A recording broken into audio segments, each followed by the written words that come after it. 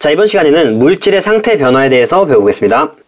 일단 물질에는 세 가지 상태가 있는데 고체, 액체, 기체죠. 먼저 모양에 대한 비교가 나와요. 모양은 담는 용기에 따라서 조금 달라질 수 있겠죠. 고체 같은 경우는 어디에 담아도, 밑에 돌 그림을 보면은 어디에 담아도 모양이 일정하게 유지되고, 액체 같은 경우는 컵이 달라지니까 지금 주스의 모양이 달라졌죠. 그래서 모양이 일정하지 않다. 기체의 경우도 마찬가지로 모양이 일정하지 않다. 다음으로 부피에 대한 내용이 나와요. 부피는 압축이 되냐 안 되냐로 조금 구분을 해볼 수 있을 것 같아요. 일단 고체의 부피는 잘 변하지 않죠. 액체 같은 경우도 압축이 거의 안 돼요. 그러니까 부피도 일정하죠. 다음으로 기체 같은 경우는 압축이 상대적으로 쉽죠. 그래서 부피가 일정하지 않다. 다음으로 흐르는 성질을 볼게요. 고체는 흐르지 않죠. 그래서 흐르는 성질이 없다. 그런데 반해서 액체와 기체는 흐르는 성질이 있겠죠.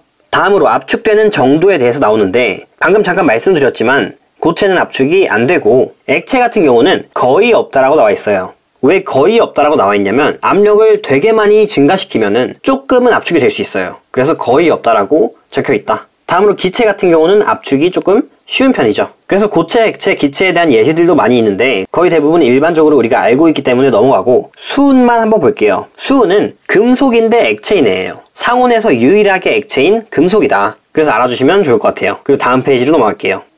이제 물질의 상태 변화에 대해서 나오는데, 물체의 상태가 변화될 때 그 상황에 맞는 용어들이 있어요. 그리고 이 빨간색 화살표는 가열을 할 때, 그러니까 온도가 높아질 때를 의미하고, 파란색 화살표는 냉각을 의미해서 온도가 낮아질 때이다. 그래서 이제 예시들을 한번 생각해 볼게요. 일단 고체에서 액체로 될 때, 이때의 과정을 융해라고 말하는데, 융해의 예시로는 지금 보이듯이 얼음이 물이 되는 게 있죠. 그리고 액체를 또 끓이게 되면은 기화가 되죠. 기체화가 된다. 그래서 물이 수증기로 변하는 거를 생각해 볼 수 있겠죠. 다음으로 위에 승화가 되는 과정이 있어요. 승화는 고체에서 기체로 바로 넘어가는 건데, 대표적인 예시로 드라이 아이스가 있죠. 드라이 아이스를 상온에서 놔두면은 그냥 바로 기체로 바뀌어버리죠. 그래서 이런 게 바로 승화다. 그리고 또 비슷한 예시로 아이오딘이 있어요. 아이오딘도 바로 고체에서 기체로 넘어간다. 그리고 이제 냉각하는 과정을 볼게요. 기체에서 액체로 변하는 과정을 먼저 볼 건데, 액화라고 하죠. 액화의 예시는 뭐가 있냐면은 얼음컵 주변에 맺히는 그 물방울들이 있어요. 얼음컵 주변에 있던 수증기들이 그 컵이 차가우니까 표면에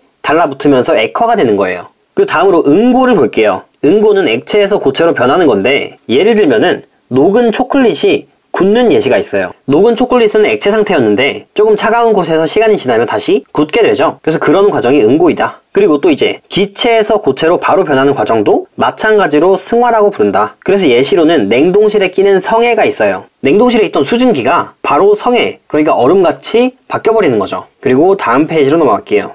물질의 상태에 따른 입자 배열에 대해서 볼게요. 일단 고체의 입자 모형을 보면은 이런 식으로 되어 있는데, 입자들은 기본적으로 운동을 해요. 그래서 고체의 경우에도 제자리에서 진동은 하고 있다. 그래서 아주 비좁은 곳에서 약간씩 진동을 한다고 생각하면 돼요. 그리고 우리 눈에 보이는 것처럼 입자의 배열이 아주 규칙적이다 라는 특징이 있고, 입자 사이의 거리도 매우 가까운 편이죠.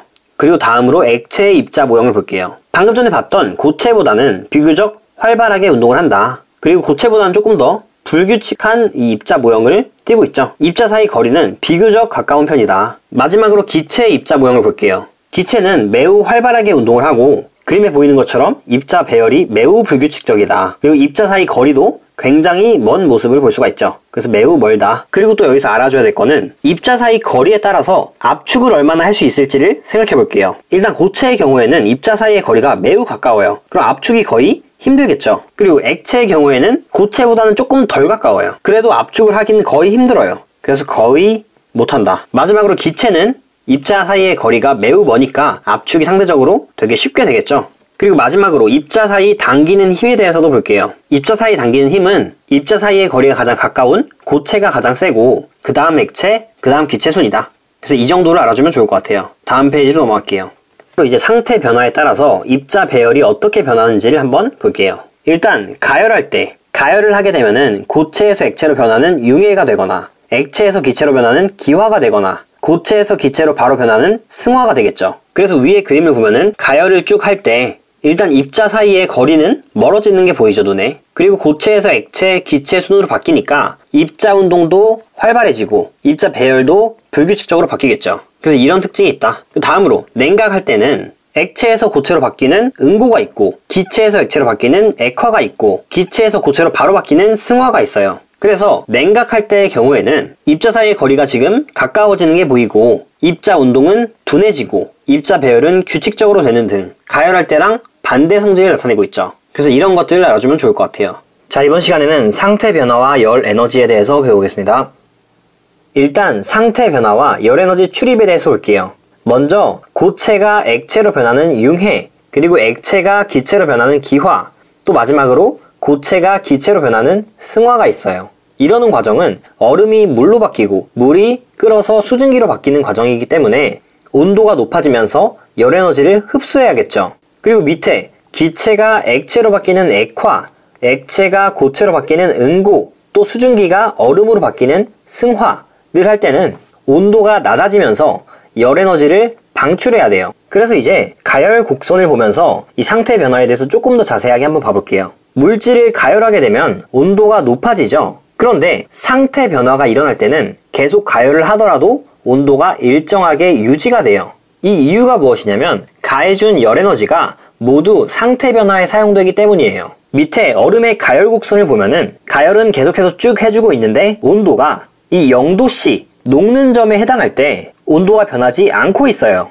보면은 얼음하고 물 상태가 공존하는 상태예요. 온도가 올라가지 않고 얼음이 물로 바뀌는 상태 변화에만 열이 들어가는 거예요. 그래서 녹는 점의 정의가 고체 물질이 녹는 동안 일정하게 유지되는 온도예요. 가해준 열 에너지를 모두 얼음을 물로 바꾸느냐고 온도가 올라가지 못한다. 그래서 온도가 유지된다. 그래서 녹는 점에서는 고체와 액체가 공존하죠. 그리고 이제 계속 가열을 해주면 물인 상태에서는 온도가 쭉 계속 올라가요.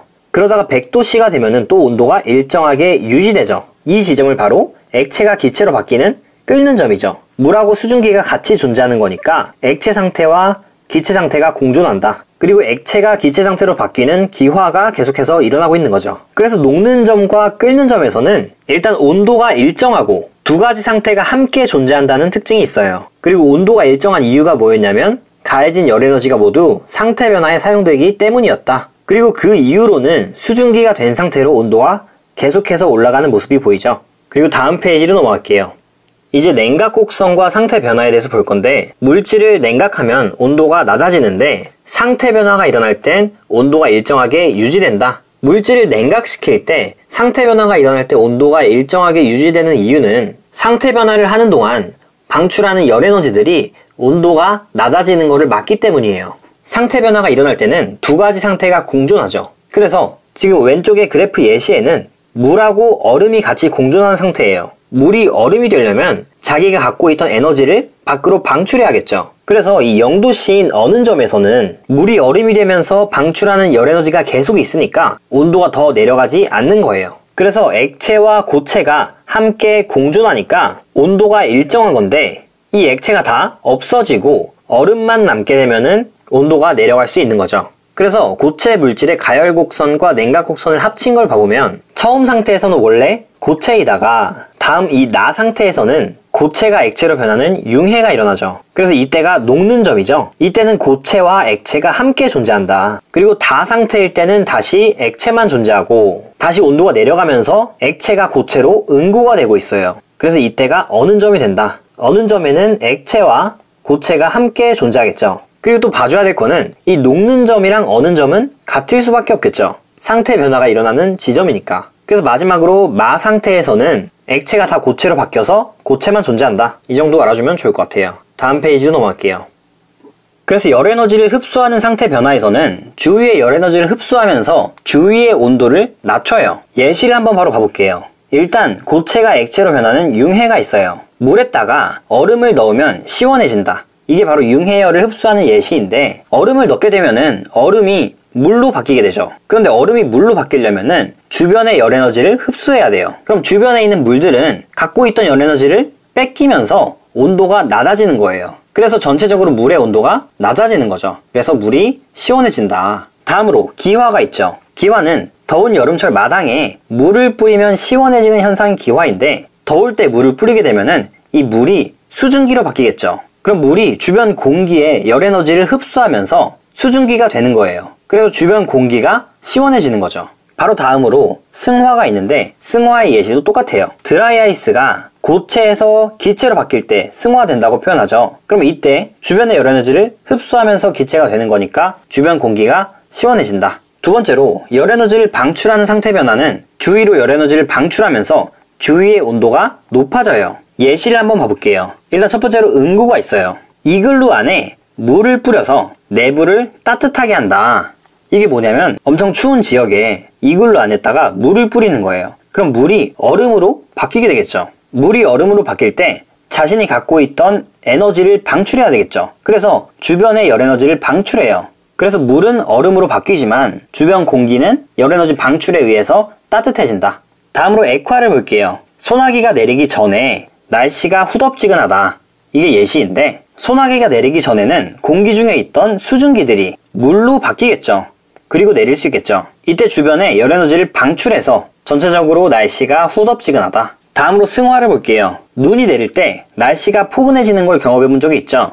이게 왜 그러냐면 공기 중에 있던 수증기가 눈으로 바뀌면서 기체 상태에서 고체 상태로 바뀌어야 되니까 주변의 열 에너지를 방출하겠죠. 그래서 주변의 날씨가 포근해지는 것이다. 오늘 수업은 여기까지고 영상이 유익하셨다면 구독 눌러주시고 또 좋아요 눌러주시면 감사하겠습니다.